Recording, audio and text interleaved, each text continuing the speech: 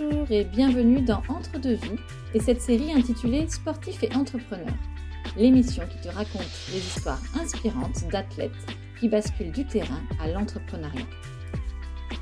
Je suis Delphine Pichard, fondatrice d'Entre deux Sports, coach professionnel, accompagnatrice de la performance humaine et des transitions professionnelles. Chaque mois, durant l'année 2026, je vais te partager une conversation authentique et sincère que j'ai eue avec un sportif entrepreneur. Nous parlons de son parcours, de ses enjeux et de ses choix, et nous faisons des parallèles entre la haute performance sportive et la vie d'entrepreneur. Bonne écoute! Bonjour Léa! Bonjour Delphine, Comment ça va Léa? ça va super, je suis sous le soleil, là c'est parfait. Bon, merci d'être là, d'être mon invitée pour aujourd'hui.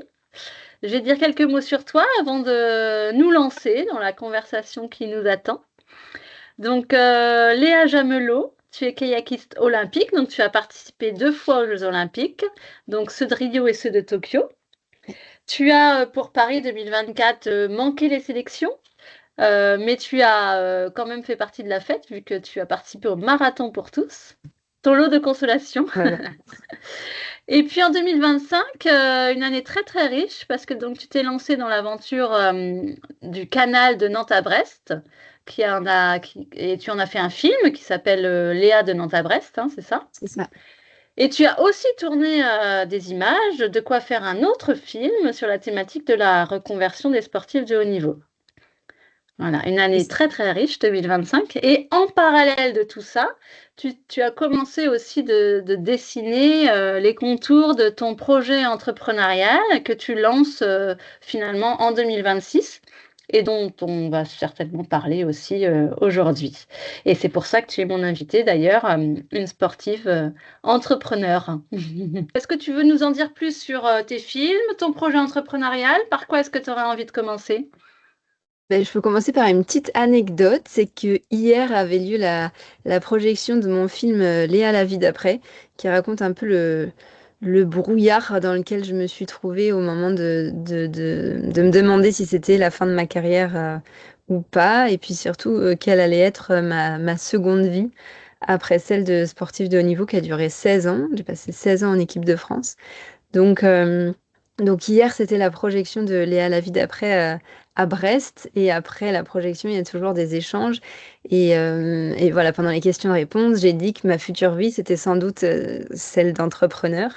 Et que j'ai débuté ce parcours-là. Et en fait, il y a quelqu'un qui est venu me voir en me disant, mais en fait, Léa, ça fait un moment que tu es entrepreneur, tu te rendais juste pas compte, mais tes films, de tout apprendre de zéro, de mener ce genre de projet, c'était déjà de l'entrepreneuriat. Souvent, le sport de haut niveau, c'en est déjà aussi. Tu as ta micro-entreprise, tu donnes des conférences en entreprise, ça c'est aussi de l'entrepreneuriat. Et je me suis dit, ouais, c'est vrai. En fait, je pense que je suis entrepreneur depuis longtemps, mais je me sens entrepreneur que depuis peu, voire pas encore tout à fait pleinement. Qu'est-ce qui fait, à ton avis, que tu te sens pas encore ou tu t'es pas senti encore pleinement entrepreneur depuis un moment déjà et éventuellement, qu'est-ce qui fait que ça commence un peu à venir alors? Je pense qu'il y a le côté, j'associe vraiment l'entrepreneuriat à l'innovation, à vraiment avoir un concept original, inexistant. Et en fait, moi, j'ai cherché pendant longtemps ce truc qui me permettrait de lancer ma boîte. Et j'ai un peu ce côté besoin d'être unique ou besoin de vraiment sortir un concept ouais, original et innovant. Et en fait, voilà, il faut juste que je prenne conscience que l'entrepreneuriat, c'est pas que ça. C'est pas que le côté start-up innovante, service qui n'existe pas encore ou objet high-tech. Voilà, en fait, il y a plein de formes d'entrepreneuriat. Et je pense qu'aujourd'hui, je suis un peu en train de revoir ma définition d'entreprendre. Et pour moi, aujourd'hui, c'est plutôt porter une vision globale, euh, toucher un peu à tout, apprendre en permanence, s'adapter. Et en fait, ça, en effet, je le fais depuis de nombreuses années et j'adore ça. Donc, si je peux en faire mon métier, c'est quand même formidable. J'ai un grand besoin de, de liberté, d'autonomie, à la fois de travail en équipe et d'ambition, de toujours. Je n'aurais jamais pensé que mes films m'amèneraient si loin. Tu vois, j'ai commencé avec un projet d'aventure qui est devenu un projet de film, qui est devenu deux films, et puis à la fin de l'aventure, je me suis dit, bon bah voilà, ça va être fini. Et en fait, il y a eu le montage des films, il y a eu une tournée, j'aurais jamais cru vivre ça, de 25 cinémas avec Léa de Nantes-à-Brest. Aujourd'hui, les films sont sélectionnés en festival. Léa la vie d'après passe dans 10 jours sur France 3 à la télé. Donc en fait, il y a toute une vie après. Et là où je pensais que ça s'arrêterait, c'est que le début. Et ça me fait rencontrer plein de monde, vivre plein de choses. Et en fait, c'est vraiment ça qui m'a permis de me dire, je suis prête à porter un projet sur lequel je vais pouvoir aussi me rémunérer. Parce que là, c'était totalement bénévole, mais c'était une vraie formation. Ça m'a appris tellement que j'aurais pu payer en fait pour apprendre tout ça. Donc là, c'était le bénévole, mais à la fois tellement riche. C'était ouais, une vraie formation en accéléré et dans l'action, quoi. Mais maintenant, l'objectif, c'est de pouvoir utiliser les compétences que j'ai développées et que j'adore utiliser aussi pour pouvoir en vivre, quoi. Hmm. Là, on parle du coup plutôt de business, de modèle économique. Et c'est là où Oui. peut arriver aussi cette notion d'innovation et d'originalité. Peut-être que c'est là que du coup, tu as un levier de rémunération, d'en faire un métier qui soit rémunérateur pour toi, ou je me trompe? Non, non, ouais, en fait, je pense que j'avais besoin de me rassurer sur mes compétences transférables, en fait, celles que j'avais appris dans le haut niveau et comment j'étais en mesure de les exploiter dans d'autres projets. Et donc, je pense que ça, j'ai réussi. Mais maintenant, l'objectif, c'est pas c'est non seulement de savoir les exploiter, mais c'est aussi qu'elles puissent me faire vivre. Donc, je pense que Hmm. c'était une étape, en fait. Ça m'a permis de me rendre compte que je savais faire autre chose que pagayer très, très vite. Et que vraiment, j'avais des compétences que je pouvais utiliser dans... Moi, je suis issue de la communication, j'ai un master en communication. Donc, je me suis appuyée sur ça, mais aussi sur tout ce que j'avais appris, que ce soit dans le sport de haut niveau, dans mes expériences pro, etc. Et je pense dans la notion d'entreprendre aussi, dans ma conception, il y a aussi réussir à en vivre. Ça, c'est un autre... voilà, il y a entreprendre, et ça peut être dans l'associatif, dans le caritatif, dans le bénévolat, euh, et moi, maintenant, j'aimerais que ce soit business, ouais, pour pouvoir Hmm. en vivre clairement, quoi. Hmm, hmm. Et alors, comment tu réussissais à vivre de ton sport pendant 16 ans? Alors moi, j'ai eu la chance d'avoir ce qu'on appelle une CIP et une convention d'insertion professionnelle. Donc moi, je travaillais pendant 7 ans et demi, j'ai été chargée de communication pour l'entreprise Kéris. Je travaillais à temps partiel, en fait. Quand c'était loin des jeux, je pouvais être à 60%. L'année des jeux, j'étais à 30%. Et en fait, c'est un système qui me permet d'être quand même rémunérée à temps plein. Et c'est l'Agence nationale du sport, notamment, qui compense en fait le manque à gagner de l'entreprise. Donc, l'entreprise n'y perd pas. Et moi, ça me permet de pouvoir combiner entraînement et expérience professionnelle Hmm. et rémunération. Hmm. Donc, c'est comme ça Ouais. vraiment que j'ai pu Ça te poursuivre ma suffisait carrière. ou tu as dû quand même aussi développer des partenariats, des mécénats, du sponsoring en plus pour financer la partie sportive peut-être? Ouais, bah, mon entreprise était aussi mon sponsor, donc j'avais aussi en fait, elle était mon sponsor avant de m'embaucher, d'être mon employeur. Moi, l'aventure avec Kiris a commencé en 2012, donc, et je suis devenue salariée en 2017. Donc, avant, c'était vraiment mon sponsor, et puis après, c'est devenu sponsor et employeur. Donc, Hmm. j'ai vraiment eu la chance, grâce aux liens que j'ai développés avec cette entreprise et grâce à Jodréo qui m'a fait confiance de pouvoir mener une carrière si longue et sereine en fait. Moi, je fais partie des athlètes. Il y a vraiment deux types d'athlètes, ceux qui ont besoin d'être à 100% dédiés à la perf et ça se comprend parce que clairement, sport de haut niveau, c'est un métier à temps plein avec la récup, avec les entraînements, avec les à côté, prendre soin de son corps. Enfin, Et les c'est vraiment un déplacements, ça prend du temps aussi, ouais. Hmm. déplacement. Voilà. Donc, il y a vraiment de quoi en faire un 50 heures semaine easy. Mm, Moi, je fais partie de l'autre pool d'athlètes qui a besoin pour être épanoui. Je disais toujours de pas mettre tous mes œufs dans le même panier. En fait, moi, c'était hyper stressant de me dire qu'à la fin de l'année, je faisais le bilan de mon année que sur mes résultats sportifs. Donc, ça m'a mm, rassurée, en fait, aussi. Déjà, ça m'épanouissait. J'avais vraiment un équilibre entre mes entraînements et le boulot. Je dis pas que c'était facile, hein, parce que fallait s'accrocher, d'enchaîner par jour 3 entraînements plus 3 à 4 heures de boulot.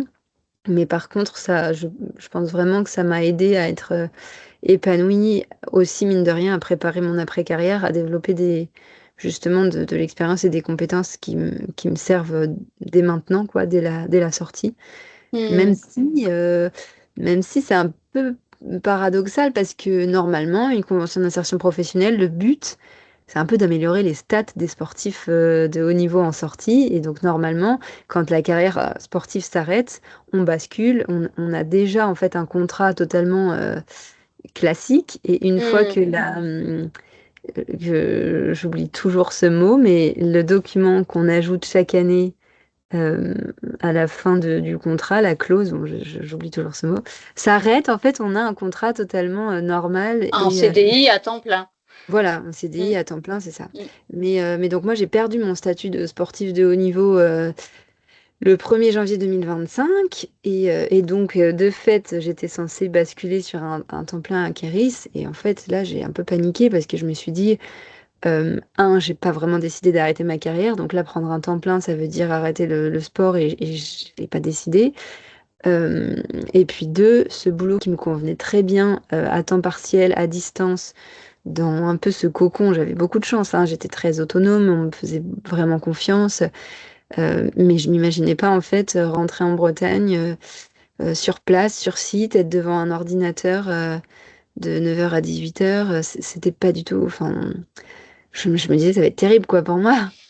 Donc j'ai pris la décision de partir. Ça a vraiment pas été une décision facile non plus parce que c'est une entreprise qui m'a fait confiance depuis toute jeune, qui m'a soutenue. Donc j'en ai fait un peu des nuits blanches avant de dire bah, je vais m'en aller quoi. Et puis surtout, je savais pas du tout ce que je voulais faire derrière. Donc Mm. j'avais vraiment cette page blanche. J'étais engagée dans la préparation du projet de l'aventure Léa de Nantes-à-Brest. Donc ça me prenait beaucoup de temps et j'avais aussi envie de m'y consacrer pleinement. Mais je passais mon temps à me dire, une fois la fin de cette aventure, qu'est-ce que je vais faire? Qu'est-ce que je vais faire? Et les mois de octobre-novembre dernier ont été vraiment les plus brouillards, quoi. Me dire, ok, bah, cette aventure est derrière moi, les films sont montés, ils vont bientôt sortir. Déjà, est-ce que ça va marcher? Euh, et puis qu'est-ce que je vais faire après? Et puis comment je vais gagner ma vie? Parce que du coup là je suis chez France Travail, je suis indemnisée depuis plus d'1 an, donc ça s'arrête bientôt. Et c'est aussi ok, le tic-tac, le compte à rebours est lancé, et puis va falloir que je vole clairement de mes propres ailes, que je rentre l'argent par moi-même, sans attendre un salaire à la fin du mois et sans attendre mes indemnités France Travail à la fin du mois. En fait, le film Léa la vie d'après a été tourné de janvier de mon départ de Kéris à juste avant le départ de l'aventure Léa de Nantes à Brest qui a eu lieu le 1er juin. Donc en fait, Léa la vie d'après retrace de janvier à fin mai 2025. Et ensuite, les 15 jours de l'aventure, donc du 1er au 15 juin, c'est le film Léa de Nantes à Brest. Ils sont très différents. Ces deux films n'ont vraiment rien à voir. Léa de Nantes à Brest, on m'a vraiment dit, on sort de là avec la banane, t'as le smile. En fait, je rencontre plein de monde, je suis dans mon élément, je passe une super aventure. Léa la vie d'après, c'est plus deep, c'est beaucoup plus intime. J'avais super peur la veille de l'avant-première. Là, j'ai vraiment pas bien dormi parce que je dis, c'est comme ouvrir des pages de mon journal intime, quoi. C'est vraiment ce qui s'est passé dans ma tête à un moment où j'étais totalement perdue, où je me disais, est-ce que j'ai pris la bonne décision de quitter l'entreprise? Qu'est-ce que je vais faire après? Tu quittes un truc sans avoir aucune idée de quelle va être la suite. Et puis, est-ce que tu arrêtes le kayak? Est-ce que tu continues? Est-ce que tu vises les prochains jeux? Est-ce que tu arrêtes sur l'échec de ta non-sélection à Paris? Est-ce que tu es capable d'aller chercher jusqu'à Los Angeles? Sur quel événement t'arrêtes? Est-ce que l'aventure Léa de Nantes-à-Brest, ça va marcher? Et puis, ok, là, ça t'occupe jusqu'à juin, mais après juin, tu vas te retrouver à nouveau dans ce truc de page blanche. Euh, et donc ils sont très complémentaires parce qu'en fait j'ai l'impression qu'on voit mes deux facettes. On voit la facette de, de, de la Léa exubérante qui rencontre plein de monde, qui a le smile qui s'éclate, et la Léa un peu de l'ombre qui se donne vraiment à bloc pour essayer que ça marche sans avoir aucune certitude sur le fait que je vais aller à Brest, que je vais réussir à faire les 420 kilomètres, qu'il y a du monde, du public qui va se déplacer, qu'il y a des clubs de kayak qui vont venir ramer avec moi, enfin, que tout va marcher, qu'on va réussir à sortir un épisode par journée d'aventure, que ça va déboucher sur un film, ben, ça j'y pensais même pas, mais que ce film va être vu en cinéma et projeté en festival. Voilà, ça c'était, je l'avais même pas en tête. Mais, euh, mais après, en juin, j'ai un peu à nouveau eu ce truc-là de, ok, ça c'est derrière moi maintenant, et c'est quoi la suite? Et là, Mais j'ai ça envie de dire, ça commence. parle même à plus de monde que les anciens sportifs de haut niveau ou sportifs de haut niveau, parce que ça arrive à plein de gens de prendre des décisions comme ça, ou de ne pas prendre de décisions comme ça, justement, de quitter un job qui ne nous plaît pas ou dans lequel on ne se projette pas. Et puis, ouais, ok, mais pourquoi faire? Et en ayant cette idée-là, cette ambition-là personnelle de trouver quelque chose qui va nous éclater, nous animer et nous rémunérer, bien sûr. Mais j'ai envie de dire, c'est pas tant le plus important, même si ça fait partie du package. Et Ah ça, bah ça si, arrive à ça. plein de gens, Ouais. hein. C'est Oui, oui, ouais. complètement. Mm. Complètement. En fait, là où je suis vraiment contente, c'est que ce film, il s'adresse à tout le monde. Et c'est pas moi qui le dis, c'est vraiment les retours que j'en ai. Euh, Ça casse un peu le côté piédestal du sportif de haut niveau. Parce qu'en fait, on est tous égaux face à ça. Face au brouillard de OK, je quitte. Enfin, ça peut être plein de choses d'ailleurs, hein, mais ce brouillard mental de qu'est-ce que je vais faire après une séparation, après un deuil, après un changement de métier, après, en fait, quelle est ma voie, quelle est ma place, quel est le sens de ma vie, euh, quelqu'un qui vit une retraite. En fait, hier, il y a un militaire qui est venu me voir et qui m'a dit, mais ça me parle tellement, je vais vivre exactement la même chose. À Mm. l'avant-première à Cesson-Sévigné, il y a le maire qui est venu et qui me dit, mais moi, j'appréhende la fin de mon mandat, ça va être ça, ça va être clairement ça. Euh, Là, je suis sollicitée pour intervenir dans des entreprises aussi pour montrer ce film, notamment là, prochainement, une entreprise, un grand groupe en comptabilité qui me dit, avec l'arrivée de la facturation électronique, il y a énormément de changements, de transformations, et on voudrait créer de l'échange autour de ça euh, sans être, enfin, en prenant un peu de recul, en utilisant une Mm. autre expérience en fait. Mm. Mm. Donc ça aussi, c'est incroyable d'aller sur ce terrain-là. J'ai fait une projection avec l'équipe de France de basket en 3x3. C'est l'entraîneur qui m'a sollicité en disant, je sais qu'il y a des sujets dans l'équipe et je voudrais en fait amener de l'échange et de l'expérience sur ce sujet-là. C'était une super soirée. Je me demandais si ça allait leur parler parce que moi, je suis sportive de haut niveau. Elles sont sportives professionnelles sous contrat. Donc, par exemple, le côté bah, besoin de financement, par exemple, elles ne rentrent pas forcément C'est pas dans ça. pareil, mais Mais, ouais, ouais. Mais en fait, ils parlent vraiment à tous, au grand public. Et mm. ça me plaît vraiment de pouvoir partager ça. C'est hyper intime et ça a été rendu possible parce que c'était mon oncle derrière la caméra et parce que c'était Gilles, le réalisateur, qui est très sensible et dont je connais la pudeur. Mais en gros, c'est vraiment des immersions dans des rendez-vous avec mon accompagnatrice socioprofessionnelle, ma conseillère à l'APEC qui m'aide à y voir plus clair. Euh, donc en fait, c'est quand même des moments hyper intimes où normalement on rentre pas de caméra, mais aujourd'hui, je sais pourquoi je l'ai fait quand je vois tous les retours et quand j'ai des témoignages de sportifs qui m'écrivent, qui me disent, mais t'as mis des mots sur ce que je pense. Et ça, j'ai Mm. encore reçu hier au moins 3 messages comme ça, rien que de Brest, de la projection d'hier. En fait, les sportifs s'y retrouvent et pas que les sportifs. Mm. Mm. Et Mm. pour moi, c'est hyper intéressant d'ouvrir cet échange-là. Et ça me fait penser à Mm. ce que tu disais, il faut quelque chose qui nous fasse vibrer. Mais clairement, en fait, on a tellement eu un métier passion, enfin le sport ça a tellement été une passion toutes ces années, que se dire maintenant je vais prendre un métier alimentaire et y passer, combien ça fait? J'ai 33 ans, 40 ans, non peut-être pas 40 ans, 30 ans de ma vie, mais c'est déjà Mm. énorme quoi. Mm. Mm. 30 ans de ma vie à faire un job alimentaire alors que j'ai vécu de ma passion depuis 16 ans. Bah non, Mm. c'est pas possible. Et Mm. donc oui, trouver quelque chose. qui nous plaît, qui nous fait autant vibrer que le haut niveau, trouver quelque chose dans quoi on est doué, enfin en tout cas dans quoi on a des compétences qu'on peut exploiter, ou alors se former si on les a pas, et puis trouver quelque chose qui nous permette de De manger, vivre, de vivre de et de nous manger et rapporter de de... l'argent, c'est ça. Oui, Ça, ouais. c'est les trois sphères de l'ikigai. Et donc, moi, en octobre, quand j'étais complètement paumée, j'ai acheté tous les bouquins que je pouvais sur l'ikigai. Je faisais tous les exercices en mode, il faut que je trouve le point névralgique entre ces trois sphères de Mm, pourquoi je suis sur ce monde et comment je peux euh, m'épanouir en étant performante, en gagnant ma vie, quoi. mm. Et j'ai pas trouvé dans les bouquins. Par contre, je Et pense non, et non. commencer à Tu sais que tirer le ça, fil. c'est ce que j'utilise aussi, moi, quand j'accompagne en bilan de compétences ou en accompagnement à la transition professionnelle, les trois sphères dont tu parles. On a souvent deux sur les trois. Le meilleur scénario, ce que je dis souvent, le meilleur scénario, c'est quand tu as ce qui te fait vibrer et ce qui peut te faire vivre. Et si tu as juste les compétences à développer, ça, c'est Ouais, facile. je suis d'accord. Ouais, Voilà. ouais. Mais la plupart du temps, quand les gens ils viennent te voir, enfin me voir en l'occurrence, c'est pas ce scénario-là. Mm. En général, ils ont développé plein de compétences. Justement, les sportifs, c'est pareil, hein, on a développé plein de compétences dans une carrière de sportif de haut niveau et c'est quelque chose qui nous a fait vibrer. Mais par contre, maintenant, on croit d'ailleurs quand on est sportif qu'on a les compétences qui sont que à ça. Donc, il faut effectivement les transposer. Tu en as parlé, on va y revenir. Mais il faut surtout trouver un modèle économique différent de celui de la carrière d'un sportif ou une sportive de haut niveau et différent d'un sportif ou une sportive professionnelle. Même si c'est pas le même modèle éco, la fin de carrière, elle sonne tout pareil. Ouais. Et donc voilà, comment trouver un métier qui conserve ses compétences qu'on peut transférer dans un autre domaine d'activité.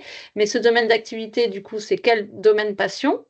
Voilà, si t'es pas dans le sport, d'ailleurs, il y en a beaucoup qui restent dans le sport finalement. Mm. Et puis surtout, trouver une façon que ça vous apporte de la valeur, quoi. Mm.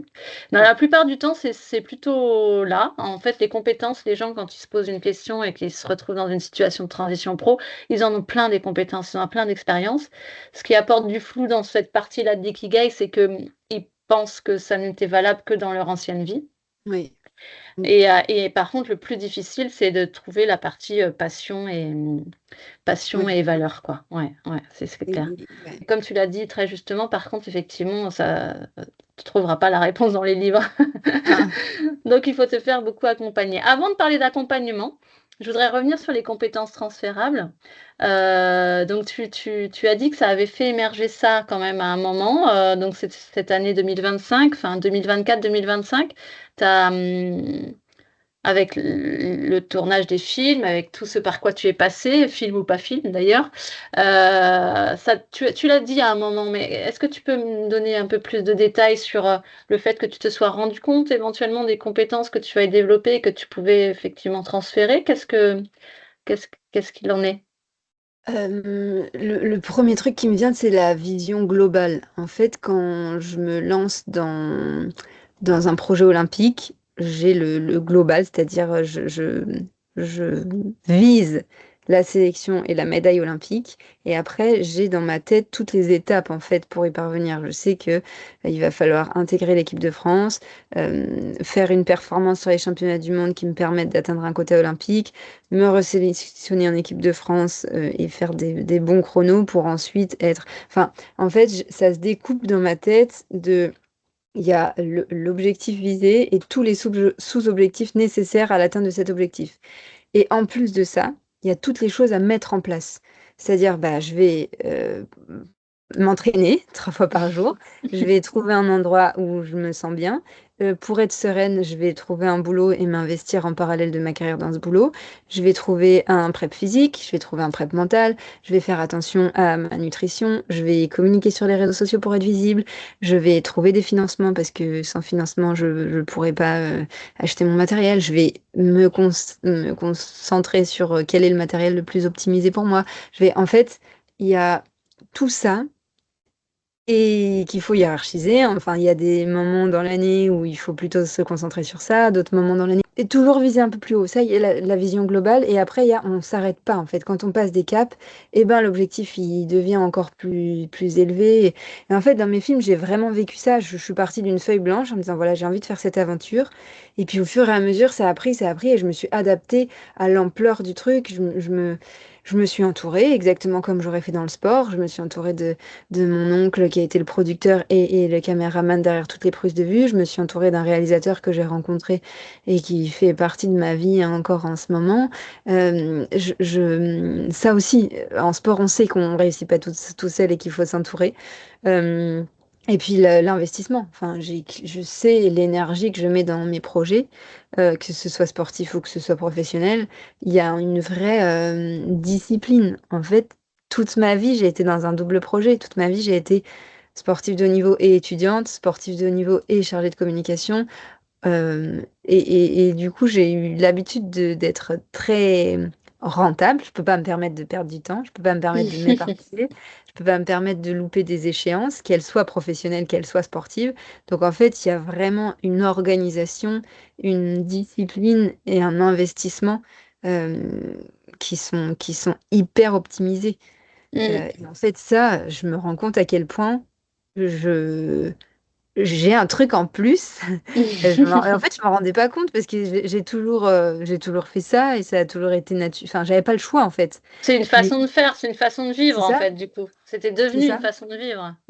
Et aujourd'hui, quand on me demande des conseils en organisation et tout, je me dis, bah oui, là, je suis vraiment dans mes forces naturelles j'ai tellement travaillé ça toutes ces années que c'est pas du tout un problème pour moi d'expliquer comment je fais. Et je me rendais même pas compte que c'était une force en fait. Toujours fait comme ça ou au début de ta carrière sportive, c'était peut-être délégué à ta famille, ton entraîneur ou comment? Est-ce que ça c'est quelque chose que tu as acquis quand même, que tu as développé comme compétence au fur et à mesure de ta carrière? Bah ça, c'est une très bonne question parce qu'en fait, je pense quand même que les forces naturelles, il y a un peu quelque chose d'inné, quoi, qui c'est pas très construit. Je pense que j'ai eu ça très tôt. Moi, je suis partie assez tôt de la maison, hein. Je suis partie à 15 ans. J'étais en internat. J'ai été autonome financièrement tôt et ça, c'était aussi hyper important pour moi parce que bah, Hmm. mon frère et ma sœur n'allaient pas se lancer dans du haut niveau, donc il n'y avait aucune raison aussi que mes parents mettent plus d'argent sur moi. Donc j'ai appris tôt à chercher des sponsors pour avoir mon matériel, pour pas solliciter mes parents. Et puis en fait, je savais aussi qu'il fallait que je réussisse. Pour la petite anecdote, j'étais prise en centre d'entraînement dès la seconde. Donc je sais pas quel âge on a en seconde, mais peut-être Ouais, 14, je suis 15 ans. année. C'est Ouais. ça, ouais. Et en fait, mes parents m'ont dit non, c'est trop tôt. Reviens l'année prochaine avec un bon bulletin et on en reparle. Donc là, autant te dire que je suis rentrée avec un bulletin où on ne pouvait même pas. Enfin, en tout cas, c'était sûr qu'ils allaient m'accepter mon départ, quoi. C'était une bonne motivation. Oui, exactement. C'est une bonne motivation. Et ça, c'est resté. En fait, dans ma tête, c'était si je veux continuer, il fallait en fait que ça tienne la baraque côté études enfin voilà, on sait qu'on gagne pas notre vie du kayak, que ça peut s'arrêter du jour au lendemain. Et donc, après, j'avais des facilités, donc c'était pas. Je pense clairement que c'est plus dur pour peut-être des personnes non scolaires. Et voilà, faut peut-être aménager. Mais en tout cas, du coup, moi, j'avais cette motivation et ouais, ce cap et j'ai pas le choix, en fait. Et donc, cet organe, je l'ai eu très tôt de comment bosser assez, mais quand même me garder le plus de temps possible pour les entraînements. Donc là, moi, j'étais déjà dans de l'optimisation, en fait, dès les études. Et c'est Mm, resté, c'est resté. mm, mm. Ouais. Et alors, moi, je trouve qu'il y a effectivement cette notion d'échéance qui te met aussi un cap, une vision. Enfin, voilà, tu as parlé de cap, de vision. En tout cas, tu as la notion des Jeux Olympiques pour le kayak. Les films, tu avais la notion du film fini. Enfin, il y a une espèce d'échéance quand même qui est visible. Mm. Et qui te permet du coup de mettre en place toutes les choses que tu as décrites. Donc, j'utiliserai le terme que tu n'as pas utilisé, mais que tu as utilisé dans un concept entrepreneurial. Donc, on va peut-être y revenir aussi. Mais là, quand tu parles de ça, toi, tu parlais de poser des sous-objectifs, Mhm. d'optimiser, etc. Moi, je pourrais parler à ce moment-là de structuration. Mhm. Mhm. Et donc, du coup, mais par contre, dans ces deux situations-là, ta carrière avec les échéances olympiques, et tes films avec les échéances du film fini, où il y a une vision assez claire de ce à quoi ça va servir et du moment auquel effectivement ça va finalement te faire arriver. Donc, j'en viens à ce projet entrepreneurial dont on n'a pas encore parlé du coup. Comment tu transposes tout ça alors du coup dans ce projet entrepreneurial maintenant? Bah, je crois que j'ai besoin de challenge. Et tu l'as dit, tu vois, les échéances, c'est aussi savoir être prête le jour J. Et ça, je suis pas prête à le perdre dans ma vie, dans une vie, selon moi, trop routinière d'un emploi, tu vois, par exemple, d'un CDI hyper sécuritaire où finalement, il y a moins de challenge, quoi, que tu t'investisses un peu beaucoup passionnément, bah, ton salaire, il va tomber je pense que ma manière à moi, je dis pas du tout que c'est la seule et que c'est la meilleure et loin de là. Et j'avais justement des échanges avec des sportifs de haut niveau qui me disaient récemment, moi maintenant, je rêve d'un truc archi sécuritaire dans un cadre, un truc où justement j'ai plus Cette ce stress un pression? peu permanent, cette pression, et ce que je comprends totalement. Mais par contre, moi, je crois que c'est mon carburant. Je fonctionne vraiment à ça. Et j'ai besoin de ça. Et l'inverse me fait peur. L'inverse me fait peur de m'endormir, de me reposer sur mes lauriers, de plus me stimuler suffisamment. Euh, donc c'est pour ça que je cherchais vraiment une idée. Ouais, une idée. Alors jusque-là innovante que je trouvais pas forcément, mais en tout cas Original. originale pour conserver ce côté challenge en fait. Mmh. Et comment ce projet entrepreneurial est arrivé? Du coup, je soumettais des idées à un ami entrepreneur, Ludo, depuis quelques temps à Toulouse. Et à chaque fois, il me disait, c'est pas assez gros, c'est pas assez ambitieux, c'est pas, ça va être trop dur de faire ta place, tu vas pas être assez visible, etc. Et en fait, c'est lui qui m'a envoyé une annonce sur Session PME d'une péniche à vendre sur le canal du Midi en me disant, mais ça, Léa, là, tu pourrais en fait faire graviter toutes tes activités, tu aurais un lieu à toi, tu serais visible, en plus sur un lieu avec une identité qui est quand même, bah, qui ressemble à la tienne, quoi, sur l'eau. Et puis j'ai adoré le concept, je me suis dit, bon, ça me paraît un peu fou, mais allons voir. Et, euh, et en fait, de plus en plus, ça a fait sens. Enfin, déjà, je suis tombée amoureuse de l'endroit. Moi qui avais peur en fait de quitter l'eau, qui est un élément que j'adore, qui m'apaise, et je passais 2 heures de mes journées sur l'eau tous les jours, quoi. Et donc là, c'est rigolo de me dire que je vais passer beaucoup plus de 2 heures Ah, par c'est jour pas sur l'eau. rigolo, c'est vibrant, c'est Oui, ouais. Mmh. en C'est fait, pas ça fait. challengeant pour le coup, mais c'est rassurant finalement. Oh bah c'est challengeant vu les sous que j'ai à trouver pour acheter À un un autre site quand même niveau, un ouais, peu bien sûr. challengeant. Mais c'est Oui. rassurant de t'imaginer effectivement sur l'eau parce que c'est Oui. un terrain connu quelque part. Ouais, c'est ça. Et puis Mmh. en fait, quand j'ai dû pitcher mon projet pour les différents programmes d'accompagnement, pour les partenaires, la banque, etc., en fait, les gens, ils comprennent tout de suite. Je dis, je suis Mmh. kayakiste olympique et je veux reprendre une péniche événementielle sur le canal du Midi. Et en fait, moi, au début, j'avais un peu l'impression de devoir prouver. Mais en fait, les gens, ça tombe sous le sens, C'est une quoi. Ils disent, ah évidence. oui, c'est super logique. Et donc, oui, ça a fait Merci sens. Ludo. Ouais, c'est clair. Merci, Ludo. Ouais. Et c'est improbable parce que vraiment, dans mes recherches sur ce premier projet de péniche, j'ai rencontré des concurrents, donc deux autres propriétaires d'une péniche à Toulouse, Jean-Marc et Patrice, qui m'ont proposé de m'associer. Ils sont plus expérimentés que moi et seront euh, à la retraite voilà, dans moins de 10 ans. Et en fait, c'est une super belle histoire qui s'est écrite parce que moi, je rêvais de faire un travail, enfin, d'être en équipe. Et là, je me retrouve dans un nouveau K3. Ça n'existe pas, le kayak 3 places, mais on va le créer. Et Et voilà, c'est ça, c'est puis, le truc unique. exactement. Et puis j'ai beaucoup à apprendre d'eux. Je pense que c'est réciproque aussi, ils me le disent, parce que moi j'apporte aussi mon énergie, un nouveau souffle, une nouvelle vision. Et en fait, c'est marrant, mais je pense qu'on était fait pour se rencontrer et que tout ce parcours un peu brouillard, première péniche et aujourd'hui, bah, c'est pas un hasard, quoi. C'est que ça devait se passer comme ça. Et aujourd'hui, je suis tellement contente de me lancer dans un projet, pas toute seule, avec encore plein de choses à apprendre, avec plein de challenges, mais aussi cette sécurité de les avoir à mes côtés et d'avoir leurs compétences, connaissances, expériences. Et ouais, je pense qu'on peut aller super loin et j'ai hâte, enfin, je suis déjà au travail, mais voilà, j'ai hâte qu'on chine à l'officialisation j'ai embarqué, je vais changer de bateau pour un bateau beaucoup, beaucoup plus gros, mais ça reste sur l'eau. Par contre, tu restes sur un canal et il va peut-être falloir faire un film de cette aventure péniche sur le canal du Midi aussi, non? Bah, tu sais que t'es pas la première à me le dire, mais après le canal de Nantes-à-Brest, on m'a beaucoup dit maintenant il faut que tu nous montres le canal du Midi.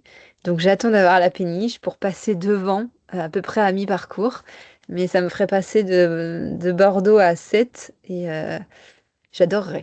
J'adorerais. Ouais. Avec Toulouse au milieu, ça ferait aussi beaucoup de sens. En fait, le canal de Nantes-à-Brest faisait du sens parce que c'est le canal sur lequel j'ai découvert le kayak à 9 ans. Mais alors là, le canal du Midi ferait aussi beaucoup de sens de passer devant la péniche, de passer à Toulouse, où je vis depuis 7 ans.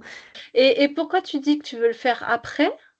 Après avoir lancé la péniche? Déjà parce que ça prend du temps quand même. Moi, j'ai mis 1 an et demi à préparer le projet du canal de Nantes-à-Brest pour le faire Oh là comme là, oh le j'imaginais. lapsus.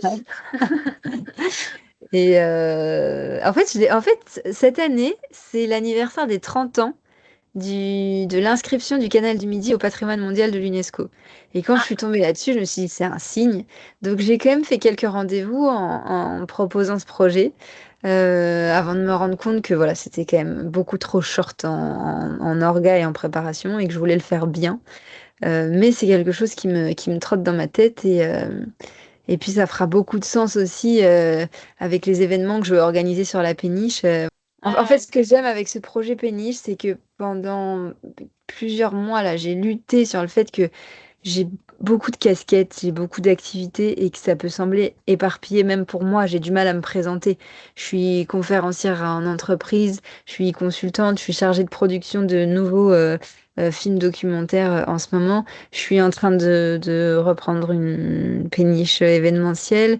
J'ai un gros projet, je porte un gros projet aussi d'accompagnement en mode collectif des sportifs de haut niveau en fin de carrière.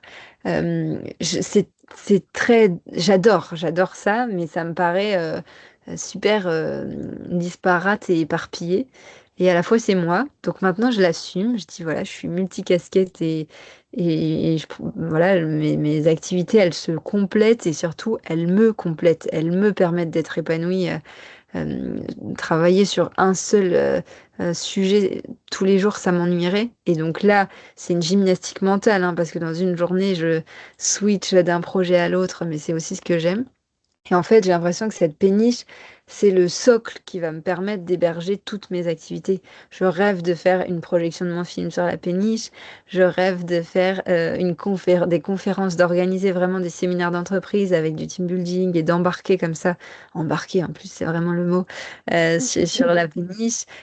Pourquoi pas le programme d'accompagnement des sportifs de haut niveau en fin de carrière, ça ferait du sens aussi à cet endroit.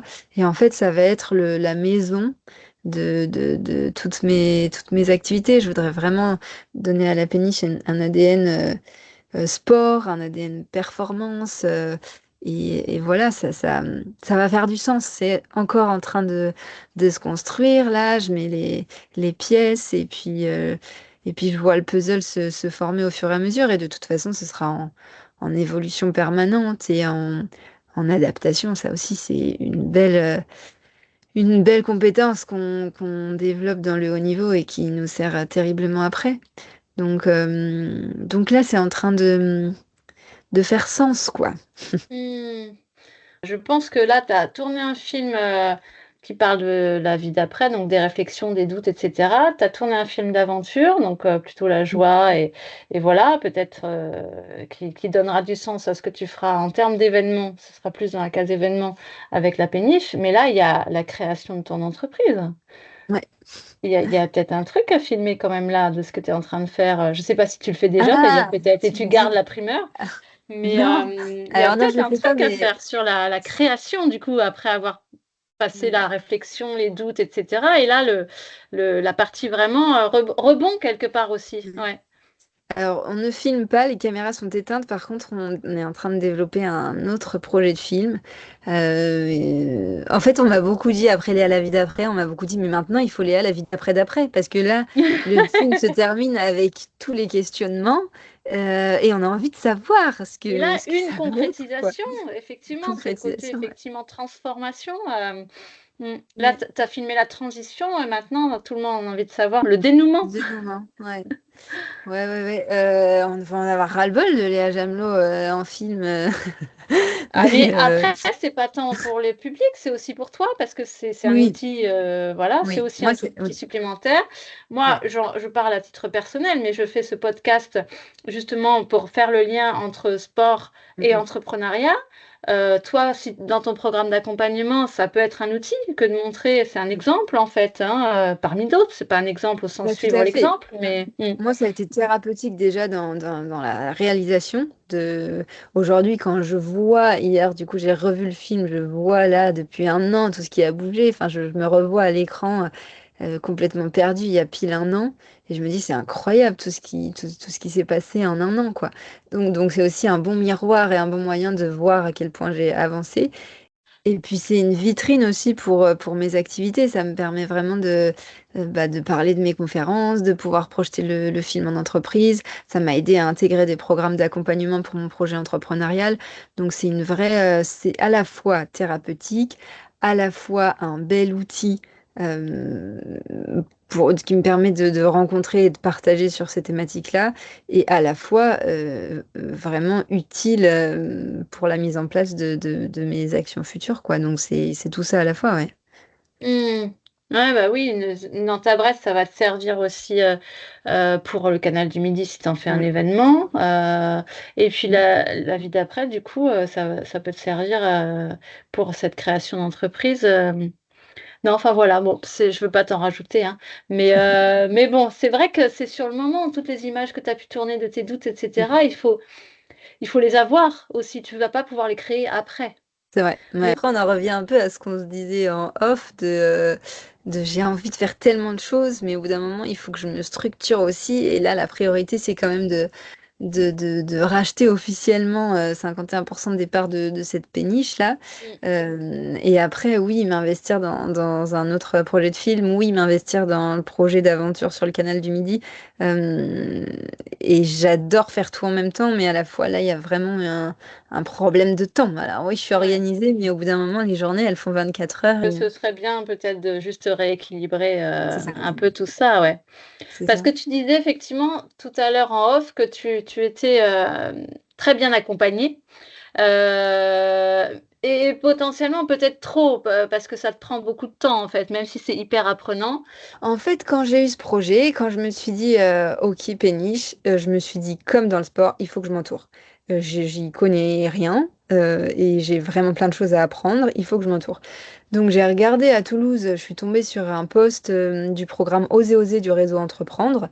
Et je me suis dit, bon, bah voilà, je tente, quoi. Donc j'ai postulé à ça. Quelques semaines après, j'ai vu un post du réseau Les Nénettes. Pareil, c'est un programme d'accompagnement spécifique pour les femmes à Toulouse. Et je me suis dit, mais pareil, je tente. Et puis, il y a peut-être une porte qui va s'ouvrir sur les deux, et ce serait tant mieux, quoi. Les deux portes se sont ouvertes, donc j'ai intégré ces deux programmes qui sont complémentaires, qui m'apportent énormément et qui m'ont fait grandir vraiment beaucoup plus vite. Et puis, lors de la diffusion de mon film Léa la vie d'après sur le festival Les Sportives en Lumière à Lille, j'ai rencontré Séverine Desbouis. Donc, il y a une table ronde qui a été organisée à la suite du film sur la reconversion des sportifs de haut niveau. Et donc, Séverine a présenté son dispositif d'accompagnement des sportifs de haut niveau qui ont un projet entrepreneurial. Et donc, moi, je me suis dit, mais je suis allée le voir à la fin, c'était en janvier, en lui disant, mais moi, j'ai un projet entrepreneurial, moi. Et elle m'a dit, bah, écoute, les candidatures ouvrent dans un mois, postule et on verra, quoi. On est 10 à avoir été sélectionnés pour cette cinquième promotion, Palatine Women Project, donc qui est un programme d'accompagnement très poussé pendant 9 mois, mais en vrai pendant 3 ans. Et c'est hyper riche. Enfin, tout ce qu'on a, on ne peux pas échouer en fait en étant entourée de la sorte. Donc c'est hyper riche et je me dis, je ne peux pas me retrouver avec une question ou une problématique auquel quelqu'un n'a pas la réponse dans le programme, quoi. Et donc en fait, c'est incroyable d'avoir cette chance-là.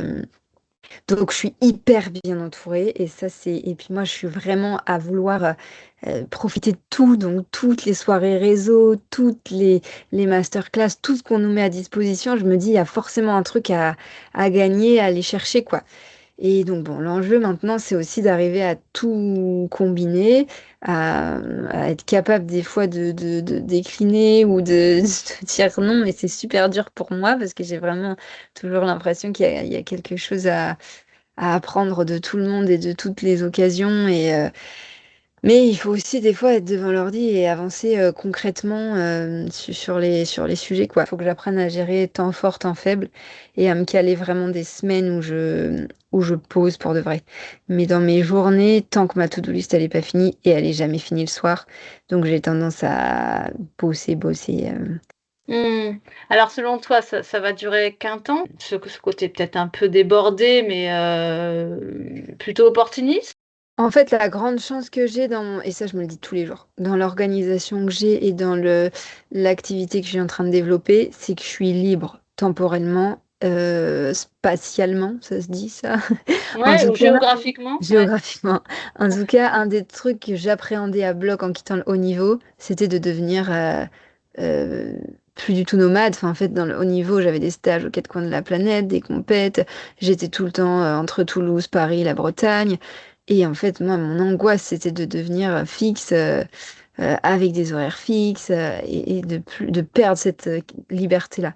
Et en fait, vraiment tous les jours, à chaque fois que je bosse depuis un café, que je passe la semaine dernière, j'ai passé toute la semaine à Paris, cette semaine je suis en Bretagne, je vais à Nancy pour une compète ce week-end et puis je redescends à Toulouse. Et je me dis, en fait, ça, c'est ma vie de rêve, c'est la vie, c'est ce que je voulais pas perdre du haut niveau et c'est ce que je réussis à construire aujourd'hui dans ma vie professionnelle, quoi. Donc, mes moments, enfin, j'ai peu de temps libre, mais par contre, le fait de passer des semaines dans des lieux différents, c'est ça qui m'énergise et où je me rends compte de la chance que j'ai. En fait, j'ai pas l'impression d'être dans une prison à attendre le week-end pour pouvoir être dehors ou pour pouvoir faire un week-end à Biarritz ou en fait, je peux bosser de n'importe où. Et j'ai cette Hmm. chance-là. Et c'est génial. Enfin, Palatine, c'est un prétexte pour moi d'aller à Paris tous les mois et j'adore. Mes films, c'est un prétexte pour rentrer en Bretagne très souvent et j'adore. Toulouse, c'est bien sûr le lieu de la péniche, mais moi, mon objectif, c'est pas de gérer l'opérationnel, donc pour pouvoir être libre. Et ça, c'est mon temps libre à moi. En fait, ma liberté géographique est plus importante que mon temps libre à moi. Là, j'ai dit oui, ma sœur, elle est en congé la semaine prochaine. Je lui ai dit ok, je viens marcher 4 jours en montagne avec toi. Mais c'est une chance énorme en fait.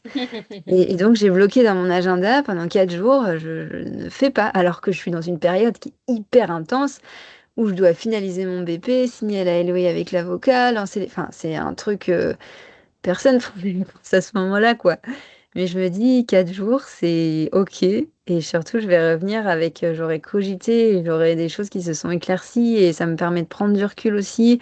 Et j'ai cette chance de pouvoir le faire et je vais pas m'en priver. Et je veux ça vraiment, c'est ce que dans ma vie de rêve, c'est ce que j'aimerais garder. Et pour l'instant, je l'ai. Je ne pensais pas l'avoir si tôt suite à l'arrêt de ma carrière. Donc, vraiment, je suis très reconnaissante de ça. Hmm. Donc tout ça, pouvoir le garder, le temps que tu as envie de le garder. Et alors du coup, c'est à quoi que tu pourrais renoncer pour te sentir un peu moins débordé? À ma diligence exacerbée.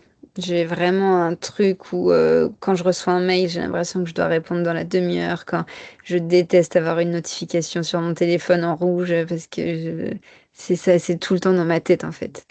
Et donc ça, j'essaye un peu d'y travailler, de me dire, ah, c'est OK si tu vas courir 1 heure alors que tu as 3 mails non répondus. C'est OK si tu mets un peu de temps à rappeler un message vocal. Voilà, j'ai l'impression que ça,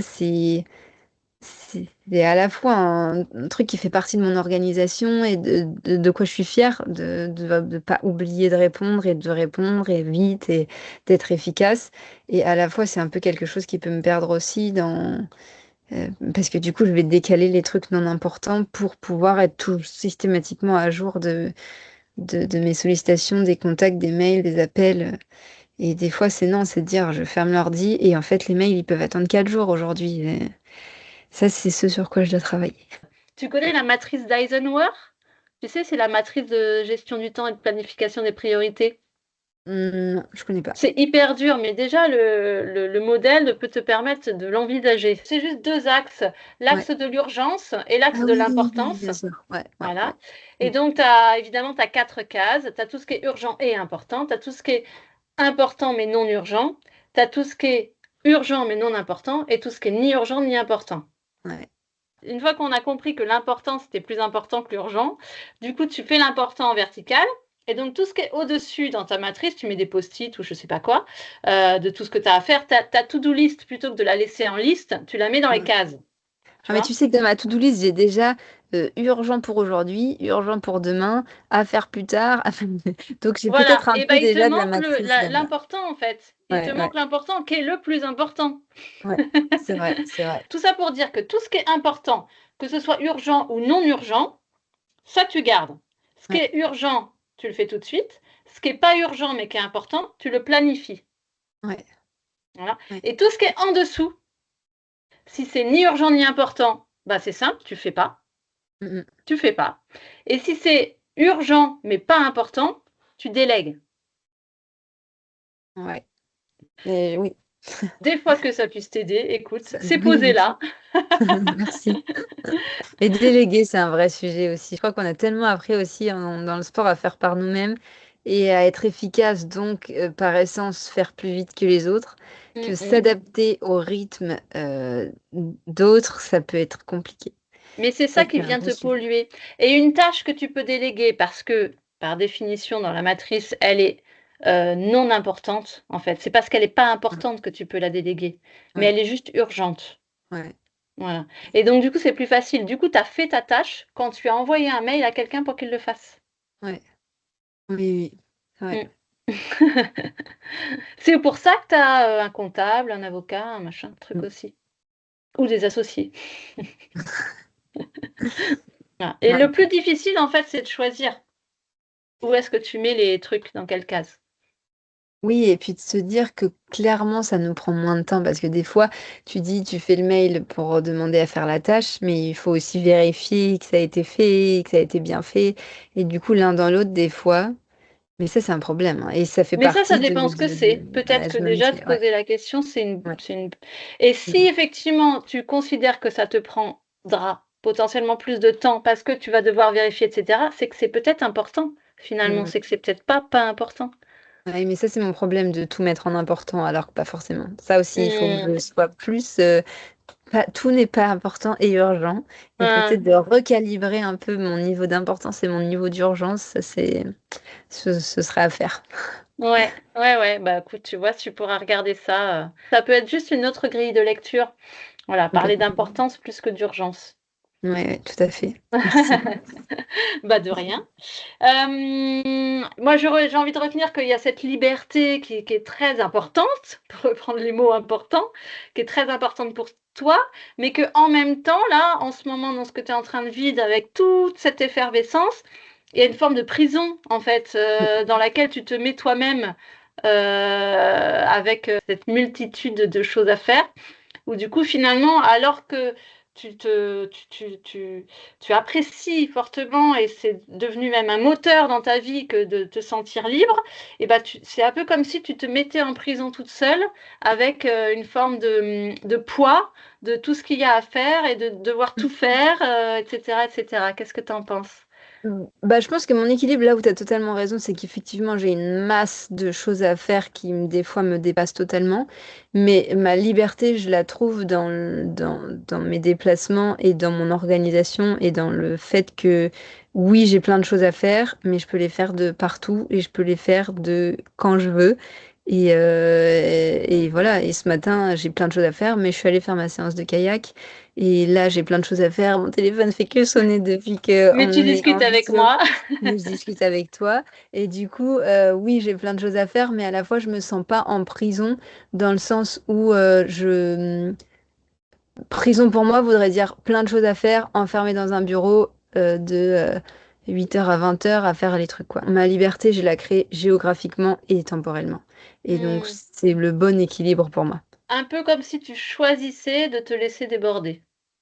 Oui. C'est vraiment hyper stimulant, pour reprendre tes termes aussi, d'être justement dans cette effervescence. C'est voilà, tu le dis très très bien, tu le dis beaucoup mieux que moi. Et so what quoi? Et après, Mm, tu vois, mm, quand ce sera un peu installé, mm, si par hasard tu trouvais une forme de rythme de croisière, je sais pas mm, si on doit te le souhaiter ou pas, tu vois? mm. Bah, tu vois, c'est la question que m'ont posé mes associés récemment. Et dans l'avenir, tu vois comment la péniche pour toi, tu le vois comment? Et moi, je leur ai dit, moi, dans ma vie idéale, la péniche, c'est un business qui tourne.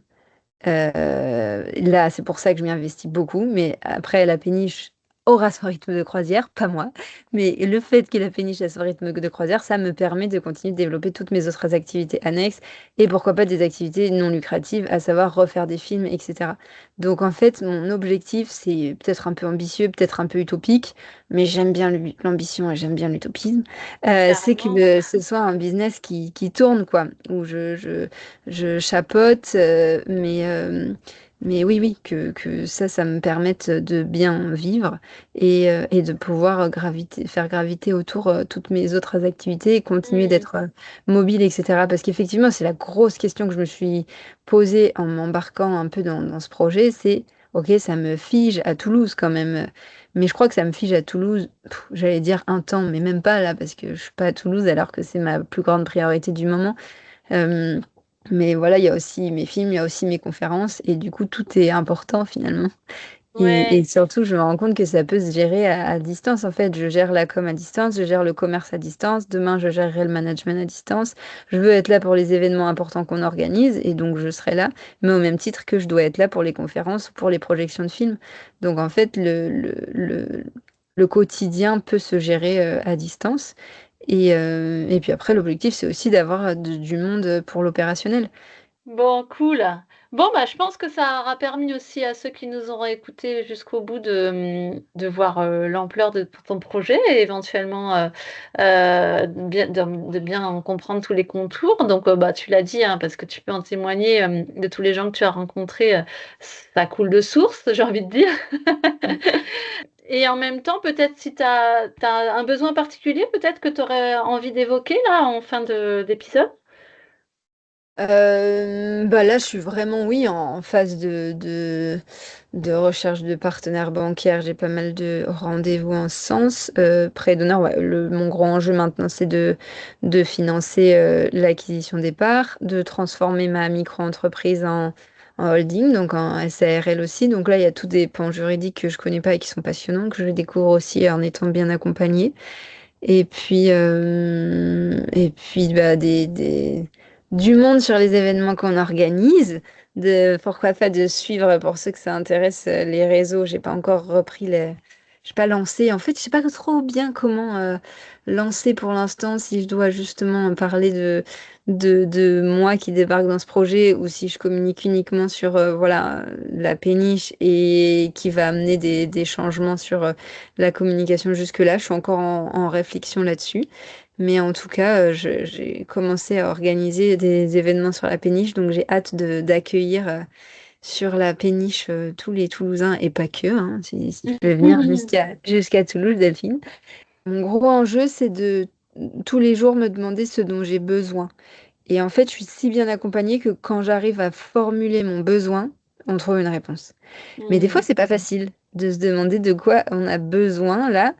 On peut tourner autour du pot, ou on peut ne pas réussir à cibler le vrai besoin. Et ça, c'est vraiment mon exercice en ce moment, d'être capable de, en fonction de ce qui est important et urgent, de déterminer mon besoin pour voir quelle serait la personne la plus à même de pouvoir m'aider à répondre à ce besoin, quoi. Mais j'y travaille et je lis le fabuleux livre Cessez d'être gentil, soyez vrai de De Thomas Thomas d'Anjou. d'Assembourg, ouais. Voilà. Mmh. qui m'y aide aussi. Moi, ça m'évoque le sujet de l'optimisation de la relation, justement, avec tout le système qui tourne autour de toi, avec tous les accompagnements que tu as, avec tes futurs associés et aussi avec ton entourage, dans toutes tes activités, etc. Tu as énormément de relations et Mm. donc, effectivement, c'est une piste que tu es en train d'explorer pour t'apporter une forme d'équilibre, de sérénité dans l'ensemble de ton système avec toutes tes sollicitations qui sont hyper stimulantes, mais qui nécessitent d'être optimisées parfois peut-être pour t'apporter une forme de sérénité dans cette effervescence. Ouais, tout à fait. Ça, c'est très Mm. bien résumé. Bon, on va s'arrêter là-dessus alors. Je pense que le temps est écoulé. Écoute, je vais te laisser le mot de la fin quand même. Peut-être peut-être ce qui te vient. Si tu as envie de faire une petite synthèse ou si tu as envie de dire à chaud ce que ça a pu t'apporter de discuter avec moi ou de conclure sur quelque chose que tu envie sur lequel tu as envie d'appuyer. Enfin voilà, libre à toi. Et puis on se quittera sur ça. Ouais. Merci beaucoup pour cet échange parce que c'est rare justement de prendre le temps d'un peu partager et de mettre des mots sur ce qu'on vit, sur ce qu'on traverse. Et j'ai l'impression que ça aide toujours à déjà appuyer sur pause et puis un peu prendre du recul, avoir un panorama en fait de ce qui est là. Et là, je me rends compte du cheminement, en fait. Même la dernière fois qu'on s'est vu, tu vois, c'était il n'y a pas si longtemps. Et c'est fou comme ça bouge vite. Et donc, justement, dans tout ce rythme très soutenu, des fois, juste de s'asseoir et de pouvoir partager sur où on en est, c'est important et ça fait du bien. Donc, merci de m'avoir permis ce temps-là. Bah, merci à toi de me l'avoir accordé ce temps. Moi aussi, je suis contente d'avoir pu échanger avec toi. C'est toujours hyper intéressant de te voir aussi, de te suivre et de te voir avancer comme ça. C'est super chouette et c'est hyper inspirant. Donc bravo, continue comme ça, hein, continue d'inspirer, c'est chouette. Et puis voilà, du coup, j'ai plus qu'à te souhaiter plein de bonnes choses dans tout ce qui t'arrive et dans tout ce que tu as envie qu'il t'arrive. Je te donne rendez-vous sur la péniche et j'ai hâte d'avoir ton retour sur le film. Il sort le 7 mai sur France 3 Bretagne et le 14 mai sur France 3 Occitanie et il sera dispo en replay après. Voilà, c'est ce qu'il fallait dire. Voilà. Merci bien. Ciao, Merci à ciao. toi. Bye Delphine. Ainsi se termine l'épisode d'Entre-deux-vies, sportif et entrepreneur. J'espère que l'histoire de notre invité vous a apporté une perspective nouvelle sur la puissance des valeurs sportives et leur application dans l'entrepreneuriat. Que vous soyez athlète en reconversion ou dirigeant, souhaitant insuffler une culture de performance globale dans vos équipes, mon rôle est de vous offrir cette hauteur de vue et cette clarté stratégique essentielle à votre progression. Pour prendre du recul sur votre parcours et éclairer vos prochaines étapes, je vous invite à visiter mon site entredesport.com. Merci de votre écoute et de votre fidélité. Rendez-vous le mois prochain pour une nouvelle histoire de performance. Pour rester informé de la diffusion des prochains épisodes, plusieurs possibilités. Abonnement à la chaîne YouTube, abonnement à la newsletter d'Entre deux Sports via le site internet, abonnement à ma newsletter LinkedIn Entre deux respirations. À bientôt!